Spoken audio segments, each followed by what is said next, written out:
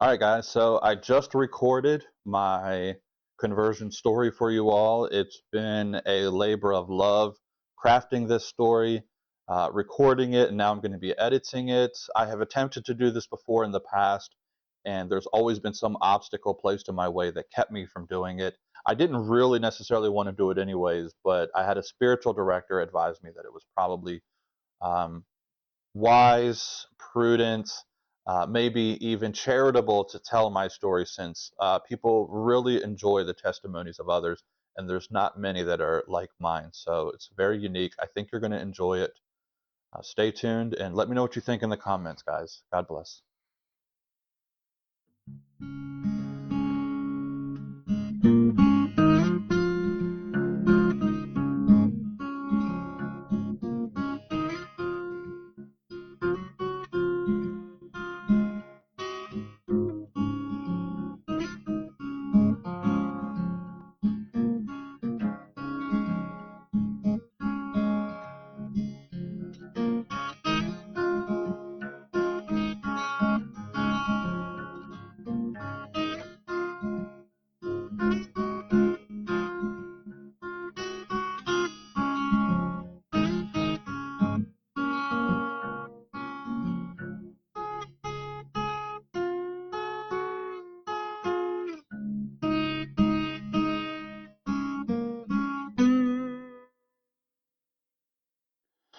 There are a few things in this world that I want to do less than talk about myself at length.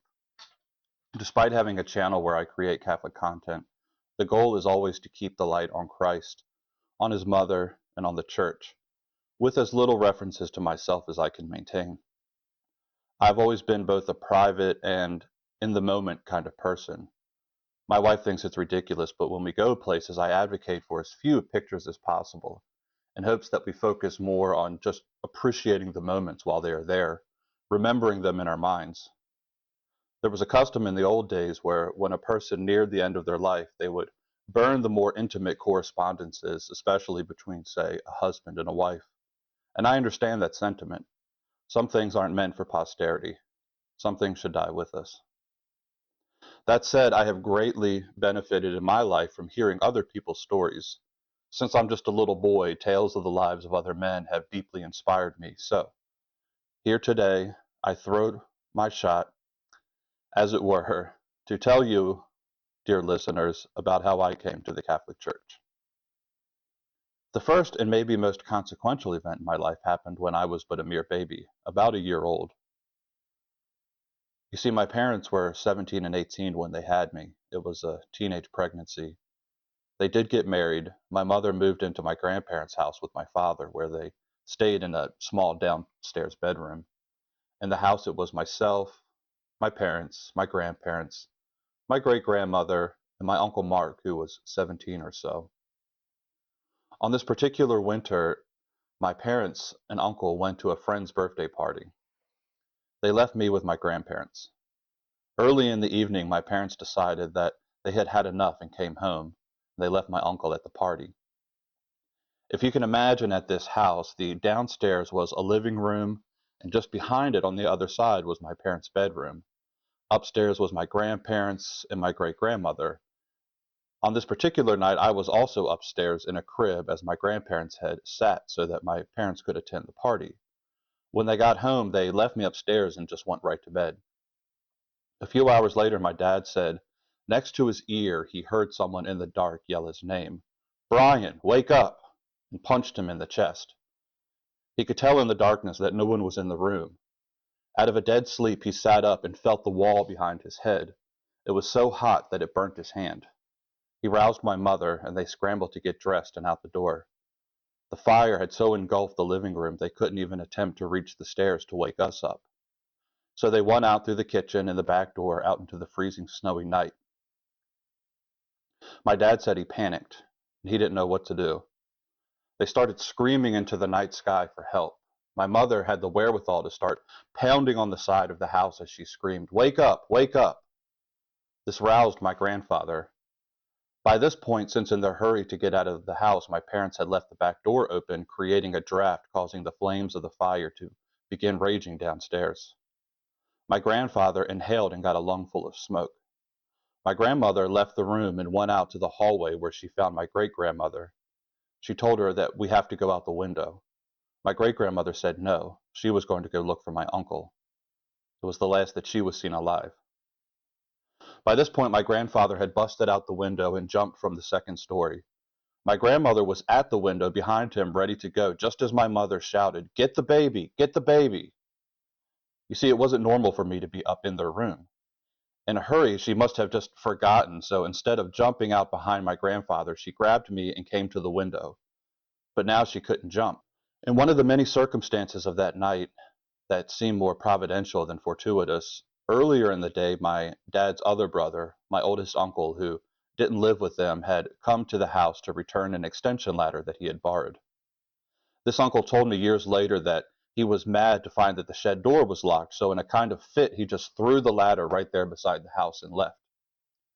My father told me that the snow had blanketed the ladder so that you could just barely make its outline. As the smoke poured into the bedroom, as the flames raged and engulfed the floor under us, as my grandmother stood by the window holding that infant me, wondering if we were going to be trapped, all my father had to do was literally lift the ladder up and set it to the window. He said it was as if it had been placed there perfectly, just for this purpose. My grandmother and I got down safely. All of us had pretty severe smoke inhalation we had to be treated for. And as we would come to learn, what had happened was that my uncle, the younger one from the party, came home and at some point in the night fell asleep with a cigarette, inebriated on the couch. He burned to death where he lay.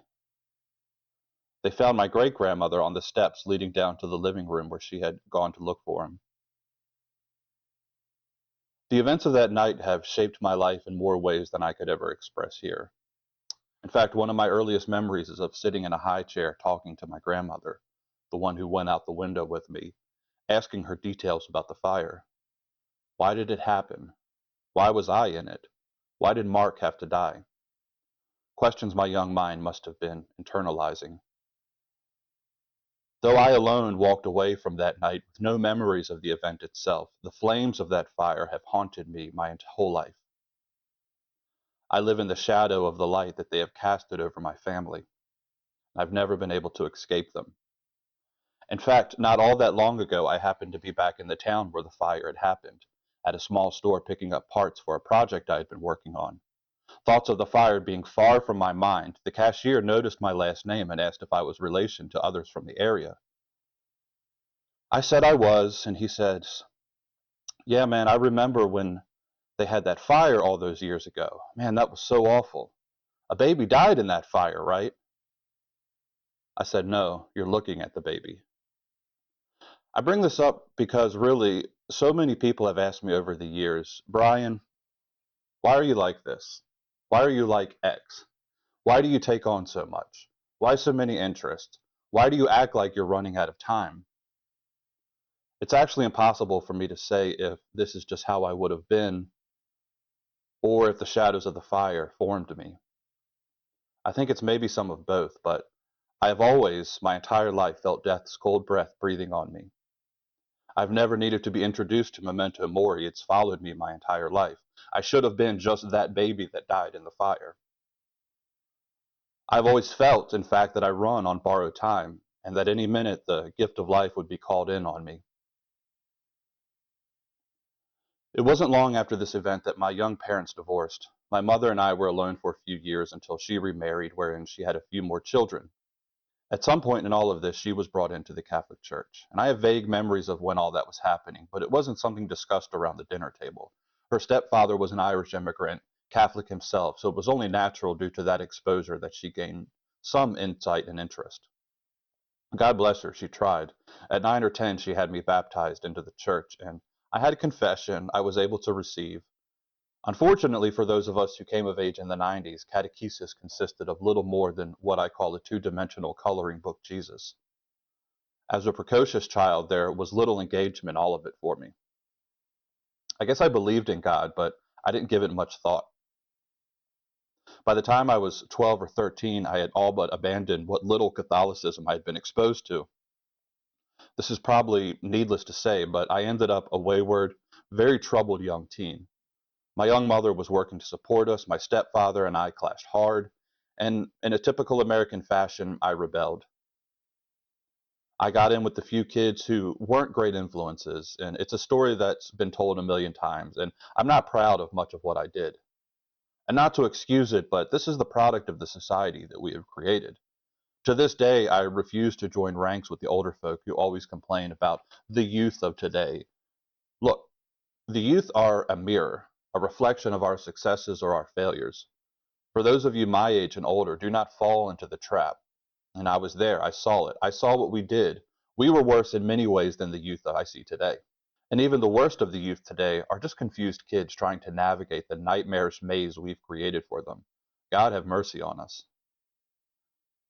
As bad as I got, and believe me, folks, I got pretty bad, there were few things that saved me. The first thing that both exposed me to not so great ideas, but also occupied me enough that I missed many of my chances to make some really awful choices was my discovery of music. All of my friends, about the same time we discovered Nirvana, I was old enough, gosh, I guess I would have been maybe 11, 12 when Kurt Cobain died. I had just come to learn of them right as he checked out. But that was enough. I begged my grandparents to get me a guitar, and eventually they caved and got me one, and that was my life for the next 10 years or so. Another thing that helped me was, besides the few bad apples, I actually had some really good, solid group of friends. Some of us in hindsight were quite strange, and I struggle to tell some of these stories because, again, I kind of want some of the memories to die with me, but I had a few friends who were deeply spiritual people. And I don't mean it like spiritual in the ridiculous new age garbage sense. That's the kind of stuff that we all laughed at. Nor was it really dark occult stuff either. It was just strange occurrences. It was something a few of my friends were tapped into. One friend, he was half Native American, full blood on his mother's side, and I hung out with him a lot. And it was all of these like little things. It wasn't big stuff. It was just that he was tapped into these things that happen all around us. I think it's things that happen all around us, but in the same way that I say I may go out into the forest and miss all of the signs, a skilled hunter would notice every little indication. That's what it was like hanging around him. All these little weird things he'd just point out, and it tapped me into it as well. I'll give you just one little example that makes me chuckle. You can believe it or not, it happened, but it was just one of those bizarre things. So after school, my group of friends, we would walk next to the high school where there was this little convenience store that we would all go hang out in front of, basically loitering, but the old guy who worked there never seemed to mind. One day I'm there hanging out with some friends, and if you can imagine, when you're on an asphalt paved surface that a lot of traffic moves through there and it accumulates these little puddles of rocks from tires of shoes or wherever. Well, I'm standing there one day, maybe 17 years old, and for no reason at all, I stoop down and sift my fingers through a pile of basically gravel rocks on the surface of a gas station lot. Hundreds, if not thousands, of little pebbles. I'd never did it before. There was real no reason I could remember I was doing it this time, but I picked up this tiny little rock out of all the many, and I looked at it. In the tiniest little letters you can imagine, it was a small enough rock to begin with, and even smaller, like typed into it, was a word. And I brought it real close to my eyes, and it had one word. It said God.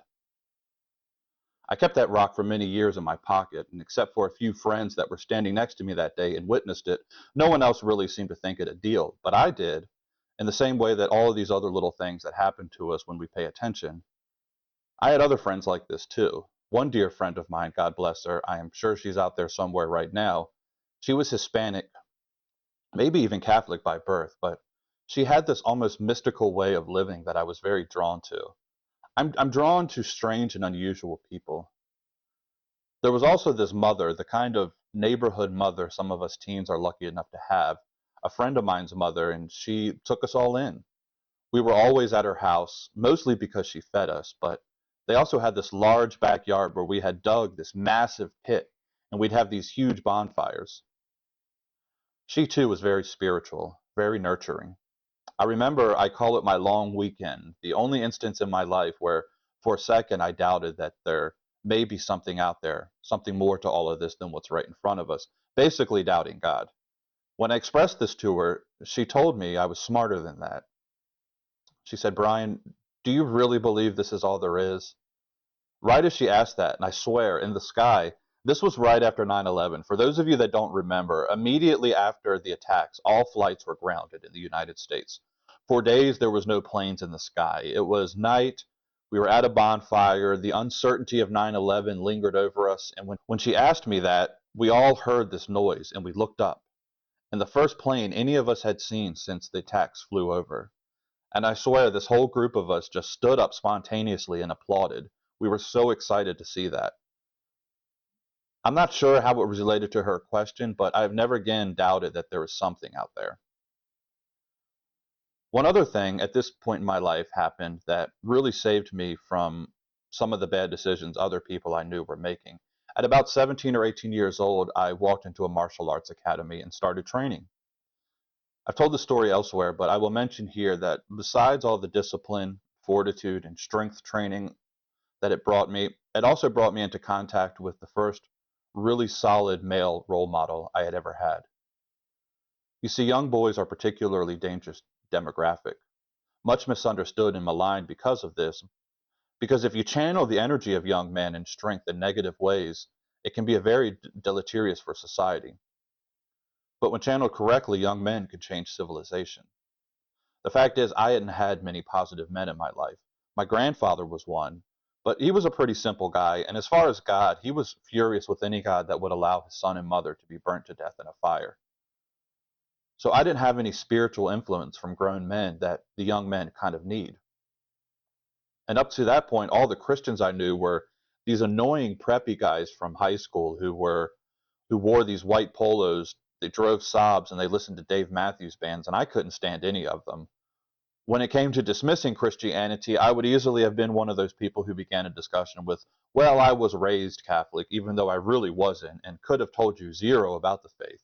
But my coach in martial arts was a Christian, and he was no pushover. I feared and respected him, and at the very least, a small seed had been planted in the back of my mind that, okay, maybe there is something more to Christianity than I had known previously. Unfortunately, at the time, I didn't look deeper into it, but the openness to it had been awakened. You know, it's funny because when you begin looking back on the events of your life, you realize the ways in which the Holy Spirit has been acting. Rarely do any of us have a St. Paul on the road to Damascus moment. It's usually these little stones we step over along the way, and only by looking back to see the directional path the Spirit has led us do we even realize what has happened. And even though I wasn't interested in Christianity, I was interested in religion and religious people. I've always sought out the strange and unusual, and I gravitate towards brilliant or mystical types. I would sit for hours talking to people when I was in college. It was a very cosmopolitan university I attended, and I had acquaintances from all over the world. In particular, I loved talking to Muslims and Hindus, but really anyone who had a story to tell. And to this day, I love talking to people of faith, really most any faith. And being the type I am, I was devouring religious books. And I read it all, man. I read Sufi, Islam, Vedantic, North American spirituality, anything and everything I could find. I was piecemealing all these ideas in my mind, trying to compose a philosophical framework I could live by. The curious thing in hindsight is that I was still not interested in Christianity. While I owned a Bible, I never touched it. The lessons of catechesis had been so bad that I thought quite ridiculously that, well, I kind of knew that stuff already. Coloring book Jesus didn't really offer me much. Now, to be clear, I thought this because I thought I had been taught what the faith offered. Shame on the catechesis of the Catholic Church in the 80s and 90s for what it failed to do. But then something happened. I had been listening to right-wing radio since shortly after 9/11. I found most of it drab, but it kind of helped pass the workdays. One evening, I stumbled upon this guy on the radio who just had a different cadence. Many of you probably don't remember him, but his name was Michael Savage. He may still be out there somewhere. He was a bit of a rabble-rousing firebrand when it came to his politics, but as I came to find out, he would randomly read from Plato or Shakespeare or Hemingway, really unique for the low-bar stuff available on right-wing radio in those days. So I would listen in hopes that he would veer away from politics and discuss these other topics. He would also read from the Bible. Now, Michael Savage is Jewish and he primarily read from the Old Testament, but for some reason, his reading from it and the sermonizing on certain passages just sparked something in me. I went to my shelf, I picked up the old dusty copy of the King James Version that I had, and I just started reading.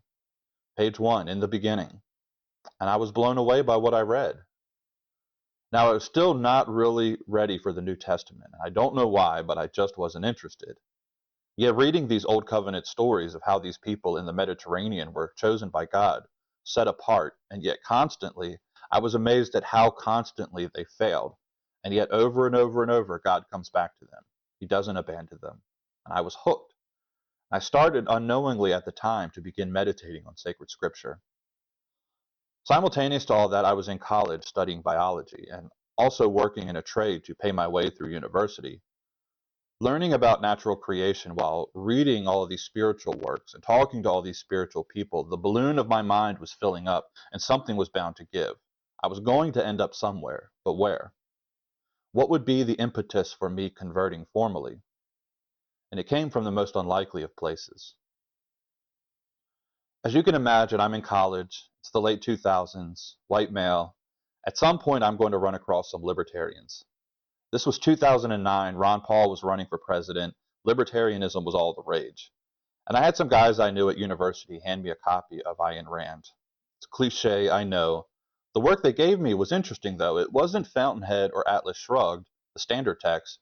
It was a work called Capitalism, the Untold Ideal, a series of her essays that she wrote in her objectivist journal. Nothing groundbreaking, but in one of the essays, the one on why she was an atheist, actually making her case for why atheism is the most compatible theology for capitalism, in fact, she said something that struck me. She said of all the world's religions, the one she respected most was the Catholic Church. And of all the Catholics, the one she liked most was this guy named Thomas Aquinas. And that piqued my interest, as you can imagine. It's like, Aquinas. I remember digging back in my memory, wondering if I had ever heard his name mentioned in any of my Sunday classes. Of course I hadn't. And of all the world's religions, Catholicism, for this otherwise rabid atheist, did I miss something here? Why would she pick the Catholic Church? Now, I can guarantee you Ayn Rand's intention was not to convert her readers to the Catholic Church, but first thing I did was go to the school library and check out some books on Thomas Aquinas, and what I read really blew me away. For the first time, I was being challenged in a way that no one else ever had challenged me to think about God and the cosmos.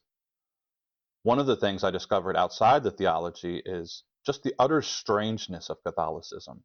I don't think most of you, especially those of you who were raised Catholic, but also some of you Protestants and Orthodox converts, realize just how weird the Catholic Church is in its cultural expressions, how its theology manifests in the world, carrying pieces of dead people's bodies, images, talking to and being friends with the dead people, a personal, relational God of three persons united in essence, one of which came to salvage the damage that we had done with the forces of princes and principalities and that the wreck that we had made to creation.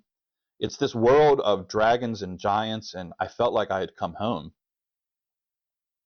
I started reflecting back on my life, from the intensity of my interest to the weirdness of the people and events, and it all seemed to me making sense for the first time. But there was one problem. Intellectually, I had quite easily come to the conclusion that the Catholic Church was correct. Intellectually, I knew by the time I read through the Catechism for the first time, but my will was weak. I wasn't going to convert. My heart was hard. For a year, I just silently read and read and read. I discussed it with no one, and then a tragedy hit.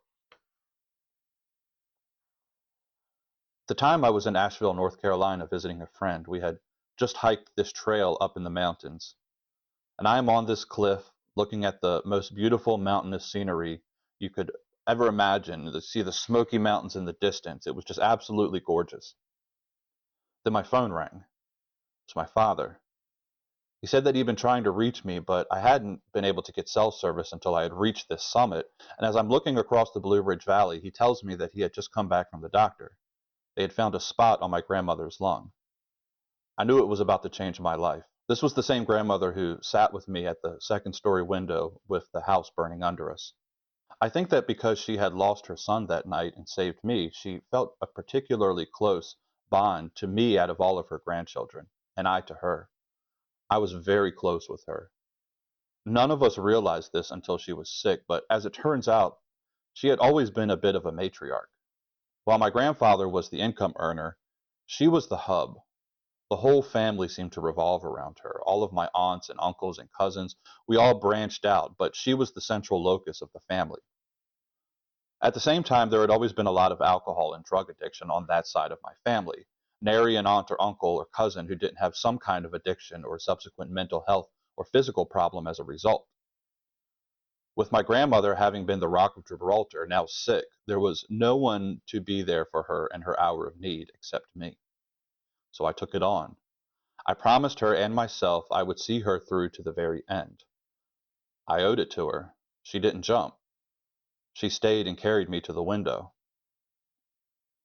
For 2 years, I took her to all of her appointments, all of her radiation and chemo treatments. I sat in the open room with all the cancer patients with IV drips in their arms. I saw her get sicker and sicker as she went from one of the strongest women I knew to the frailest.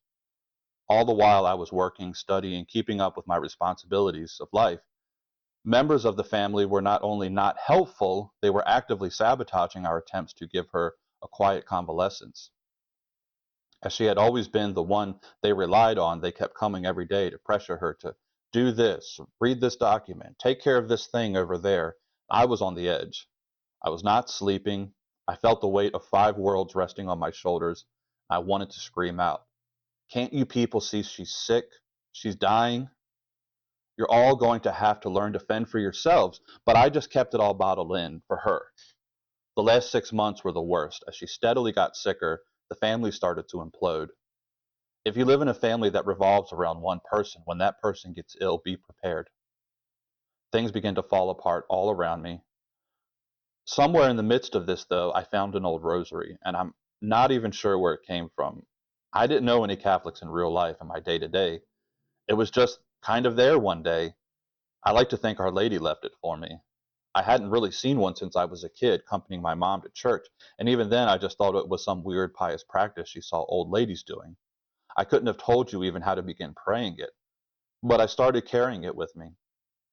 In the worst of those moments, I would wrap its beads between my fingers and clutch it. Then those last weeks finally came. We brought her home from the hospital to die. And after all the struggles, all the trips to chemotherapy, to the sleepless nights, all the attempts to hold the riddled insanity of my family at bay, the anger, the stress, the pain, it all stopped here. But then she kept on living. She wouldn't give up. And I'd sit next to her, clutching this rosary. Her breathing was starting to get so strained that you could hear the fluid gurgling in her lungs, and I would sit there alone with her for hours in absolute silence as she slept. And I would be holding these beads in my hand, looking at Christ on the cross.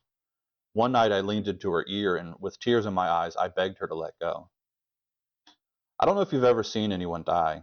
I have twice now in my life, and I've never discussed this with anyone, but both those times there was this change in the person's face and their countenance a few hours before they left. This transitory shift where the life visibly begins to recede. It's not something you're prepared for. I haven't necessarily heard anyone ever mention it, but I can't be the only one to have ever noticed it.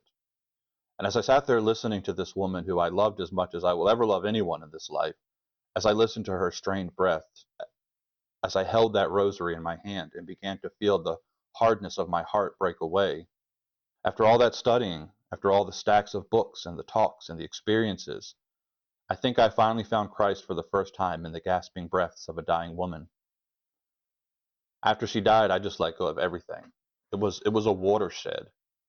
I knew I wanted in. I went back to the old parish I had gone to all those years before. I met with the priest and I spilled everything. He had this look on his face of peace, tranquility, as he sat there and listened, and it was as if he had been expecting me. But I knew he couldn't have been. I was expecting this reaction of, holy cow, kid, what a story. But he didn't do that. All he said was, I have someone I want you to meet. And he introduced me to the director of religious education who he had recently hired. The DRE was a Thomas Aquinas College graduate, and the priest said to him, this is someone you're going to want to talk to. Now, as I relayed the story to this guy, he did give me the reaction I expected. And at the end, he said questioningly, "And you found the Catholic Church how again?" I'll never forget, I said, "By reading Aquinas, isn't that how everyone finds it?" Little did I know. But that was it. I hit the ground running. This DRE and the priest became mentors for me in my inquiries. I joined RCIA, and I haven't looked back since. But I was still very quiet and private about it. I told no one really. My mother knew. She was elated, of course, but besides that, I just kept silent. I can't even imagine these folks I see today who plaster every moment and every thought they have all over social media. Really, no one in my life knew. Then, in the midst of it, I found a girl. I started talking to her mere days after my grandmother died. She and I hit it off, and as it turned out, she was and is a very holy, pious Catholic woman. I've been so blessed in my life, none so much as I have been in finding the woman I was to marry. I am a constant uphill battle, intensely passionate about things, but also quite stubborn at times. But somehow she fell in love with me, and we were married a little over a year later. And for several years, that was kind of life. And I'm actually quite fond of my life. I am proud of what we have achieved, but it is easy to fall into autopilot. And that's what I ended up doing. To be clear, it wasn't just an intellectual conversion. I also manifested it in the world. I was a practicing Catholic. I believed the truths of the faith. I loved the faith. I even taught a very successful RCIA class that I built myself at our parish. Despite all of that, it was never affective. My will never had been moved. My heart never lit a fire. Then two very serious things happened. First, one morning before the sun was up, I was driving to work. There I was, just like any other morning, rolling along the center lane of the highway of life. I vaguely remember seeing a lone car merging on the highway as I passed an on-ramp, when maybe 30 seconds later, wham! A loud crashing noise that thrashed and smashed against the walls of the van. For a split second, a quick split second, I humorously thought that a plane must have crashed into me. But then the van I was driving started to spin, and it took another instant for my brain to register that the noise was me, that I had been struck and was spinning on the highway.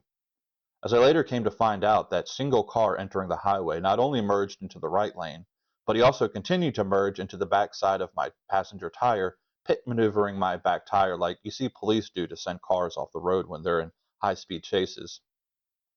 Now, when you spin like that at those speeds, you lose your bearings.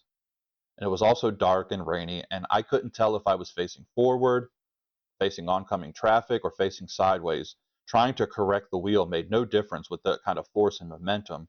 The sounds of my tools and shelves crashing all around the back of me and that drummed in my ears only added to the confusion, and it was then in that moment that I knew that I was about to die. You hear those stories where people who are killed in traumatic scenarios are said to have died instantly. Personally, I don't think anyone dies in an instant. I'm convinced there's this moment, this place where space-time bends and all parallel things converge on each other, where we're left to linger and reflect and choose. Call it a mercy, call it a grace. But spinning there in the middle of that wet highway, waiting for the semi-truck's headlights to wash over me, I entered that place, even for only an infinite second. I thought of my son. I wondered what kind of man he would grow up to be. I thought of him having to make some heavy decision later in life, wishing that I were there and thinking to himself, what would Dad have done? I thought of my wife. Now, she'd get over it, of course, in time and move on, but man, that call, that morning call from the police asking if she was my spouse. She's a sensitive girl, and when she got the news of my death and her grief, she would have needed me there to hug her, which I wouldn't have been there to do. When I came to and the spinning ceased, I managed to get the van to the shoulder, and looking to my right out of the passenger window, rain falling steady now, I realized that my van had stopped perfectly parallel to our parish that we attended, St. Joseph's. And I started asking myself immediately, okay, God, are you trying to tell me something? Because I'm listening. Now, after that accident, I began to show symptoms of pretty severe trauma, something I had never experienced before. And the one consistent place that the symptoms of it attacked me was when I was driving past where the accident occurred. To my dark, humorous dismay, at the very spot I noticed a giant billboard that advertised a personal injury lawyer, and the image on that billboard was of a giant semi running over a car. Now, it turns out facing your death really does change you. I felt the heat and the flames of the fire looming over me again, and I didn't know where to go. I was looking and listening, and around this time, I happened across an online lecture by the great Father Peter Fellner. I listened to him talk about St. Francis, about Bonaventure, about the long history of the Franciscan tradition, and then he started talking about St. Maximilian Kolbe, and something happened. For some reason, even though I knew of all of these people, for the first time in my life, I felt the Catholic faith transforming me interiorly. This wasn't mere intellectual prowess, it was a movement, a change in the mode of being. As I read more and more of what Fellner had to say, I began to come to the idea that maybe I need to consecrate myself in the fashion of Kolbe, a total consecration to Our Lady. I just knew that this consecration was going to show me this path. Lord, you're speaking to me now. I want to see what's at the end of this tunnel. My conversion would finally be complete. And so to consecrate, after all, means to set something aside as sacred and to put it under the protection of the divine. Between all these things I was thinking, I began to feel a newfound lease on life. Yes, anxiety, presyncope, all the trauma that followed me from the accident everywhere I went now, but I was okay with it, for there were roses amidst these thorns. For one, when you dedicate yourself, truly dedicate to prayer in an affective and unitive way, as I began to do, not just intellectually, things began to happen. You begin to notice the forest again, and I began to see the strangeness of life again. I asked God for signs to be of use, and He immediately put someone in my path. We came to find out that an invalid lady in our street was without groceries as she was having trouble with her disability finances, and she posted this on social media of her plight, and I told my wife that we're buying her food. And quietly one morning before the sun was fully up, I left her a bag of groceries on the doorstep and walked away. She never knew it was us, but her tearful, joyful post on social media was something to behold. And on my way back up the hill from her house that morning, a red-tailed hawk, one of my favorite birds, landed directly in front of me. Lord, he was beautiful, and he looked at me and I at him, and then he just took off in flight. And in the quiet still of the morning, everything was perfect. So I decided to take advantage of this opportunity. My wife had talked to me before of these consecrations, but I had always saw it as a very serious step and not something to be taken lightly. But I felt ready now, ready to commit myself to God in this kind of way that I had not yet been willing to up to this point. We picked the date, a date of absolute primacy, the date upon which the whole universe itself was created. It was March 25th, 2022, which coincidentally or providentially we later would come to find out was also the day that Pope Francis chose to consecrate Russia to Our Lady. Yet another sign for me that I was doing the right thing. We consecrated ourselves fully and completely to the divine maternity, and I said, "Okay, Mother, now I'm all yours, do what you will." 1 week later, I was at home on vacation with my son. That day I brushed off these new awful symptoms I started having because maybe it was just the flu, but the following Monday I was back on my way to work when this sense of illness and dread just hit me. It wasn't anxiety or the usual symptoms I had had up to then. It was something new and something very powerful. I managed to pull into a parking lot. I called my wife, told her she needed to come pick me up. Something was wrong. I never returned back to that job, a job that I had held for 10 years. Where the old symptoms were hard to describe, these were near impossible, and they were varied, like a buffet with a little of this and some of that. I started asking myself, okay, what's going on? To help you get an idea of the helplessness of it, I say that at times it feels like I'm going up a spiral staircase that goes upward out of sight. And as I'm trying to go up, like an escalator, it moves downward ever faster than I can ascend. Meanwhile, family and friends are up at the top, healthy and without care, looking down on me, wondering what's taking me so long. And so I struggle to go faster, but the escalator escalates and moves faster and faster than I can run. And I wonder if I'll ever see them again. Will I ever rest at the top? At times the power is so overwhelming I feel like sitting on the steps and laying my head to my knees and just letting the escalator drag me down into the quiet abyss. I'd be dishonest if I told you that there weren't times I sat and let the darkness begin to suck me under. But then I feel God urging me on, because there's something more to this that only He knows. But then I say, Lord, Lord, I consecrated myself to your mother. Don't you remember? It wasn't supposed to be this way. 1 week after dedicating myself, I'm struck down like Job. But okay, I'll keep on climbing. So I've been standing back up, looking upward towards a set of stairs whose end I can't see, and I tiredly start climbing again. And that's actually where I am today. I can't say I know where this takes me. I can't say I know where this goes. There are days where it seems like I am standing solo out on the plains, not a hill in sight. The wind is turbulent, and in the distance on the horizon I see a dark storm brewing. And yet, and yet I am closer to God now than I've ever been, closer to His mother than I've ever been. While I wouldn't wish this illness on anyone, in hindsight it makes sense considering everything else that's happened in my life. Nicholas Black Elk once said, "My friend, I'm going to tell you the story of my life as you wish. And if it were only the story of my life, I think I would not tell it. For what is one man that he should make much of his winters, even when they bend him like a heavy snow?" Now I realize my journey into the faith has not ended. I hope it never ends. I hope I spend the rest of my eternity with all of you, journeying ever close to our Creator. But I'm just one person. This is but one story. And what is one man that he should make much of his winters? Yet if it helps you start to look around and notice the weird things taking place all around you, then maybe it serves a purpose. I can only say I don't let the flames of that fire consume me anymore. I don't worry about running out of time. Every day I'm blessed to get another opportunity to see the sun walk away from me over the horizon, and every morning I see him come back on the other side of the earth.